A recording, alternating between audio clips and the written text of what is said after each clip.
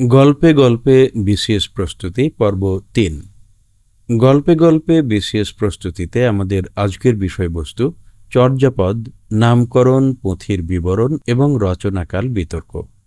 গল্পে রূপ দিয়েছেন মোহাম্মদ আনোয়ারুল হক খান। বিসিএস প্রস্তুতিতে সহজ ও আকর্ষণীয় করার জন্য এটি একটি প্রয়াস। এই পর্বে আমরা যা শিখব: নম্বর ১, চর্যাপদের প্রকৃত নাম কী ছিল এবং তা নিয়ে পণ্ডিতদের মতামত। নম্বর ২, তালপাতার পুঁথিতে প্রাপ্ত মোট পদের সংখ্যা এবং হারানো পদগুলোর বিবরণ। নম্বর ৩, চর্যাপদের রচনাকাল নিয়ে ডক্টর মোহাম্মদ শহীদুল্লাহ এবং ডক্টর সুনীতি কুমার চট্টোপাধ্যায়ের বিতর্ক।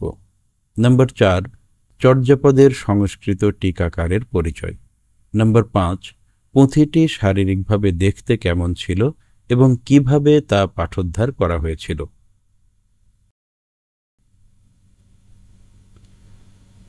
বাইরে ঝমঝম করে বৃষ্টি নামছে। এই বৃষ্টির দিনে খিচুড়ি আর ডিম ভাজা হলে বেশ জমত।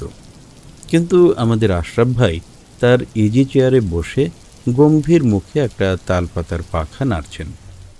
কারেন্টের কোনো সমস্যা নেই, মাথার ওপর ফ্যান ঘুরছে, তবুও তিনি তালপাতার পাখা নাড়ছেন। আমি বললাম, আশরাফ ভাই, কারেন্ট তো আছে, পাখা নাড়ছেন কেন?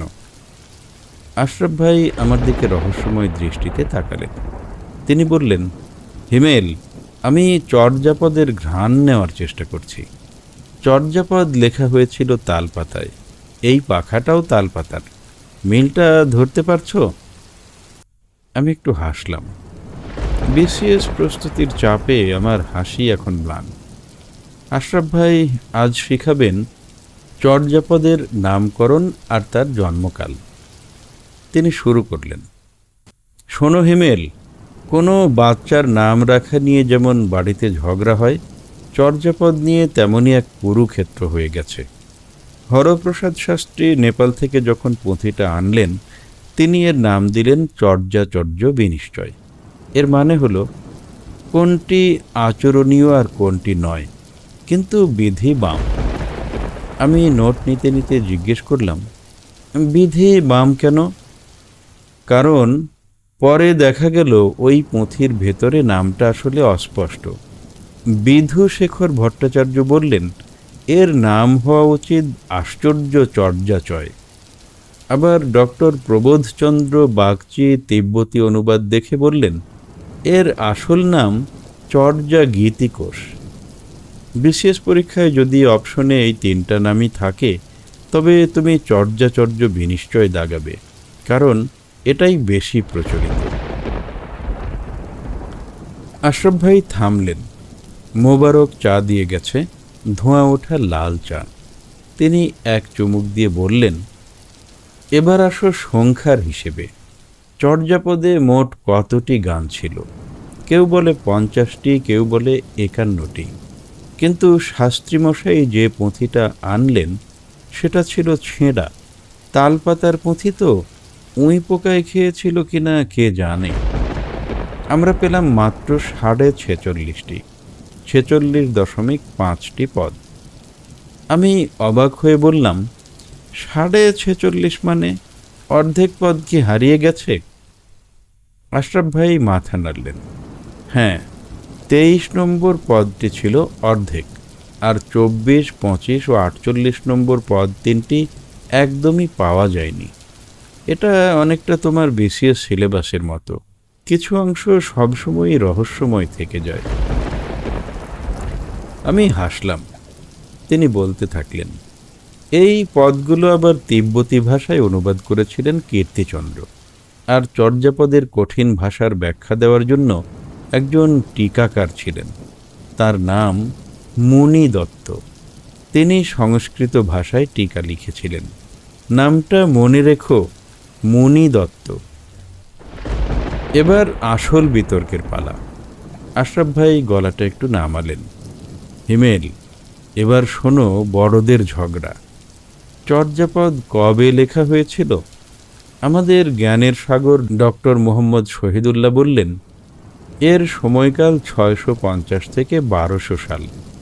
তিনি খুব জোর দিয়ে বললেন, এটা সপ্তম শতাব্দী থেকে শুরু, কিন্তু ডক্টর সুনীতি কুমার চট্টোপাধ্যায় তাঁর ওডিবিএল বইতে বললেন, না, অত আগে নয়, এটা 950 থেকে 1200 সাল, অর্থাৎ দশম শতাব্দী থেকে শুরু। আমি জিজ্ঞেস করলাম, আমরা কোনটা ধরব? আশরাফ ভাই চশমা মুছতে মুছতে বললেন, বিসিএস পিএসসি সাধারণত দুজনের মতই জানতে চায়, তবে যদি নির্দিষ্ট করে কারো নাম না থাকে তবে ডক্টর সুনীতি কুমারের মতটাই বেশি গ্রহণ করা হয়। মনে রাখবে, শহীদুল্লাহ মানেই একটু প্রাচীন, 650, আর সুনীতি কুমার মানে আধুনিকতর গবেষণা, 950। আমি ডায়েরিতে বড় করে লিখলাম, শহীদুল্লাহ 650, সুনীতি 950।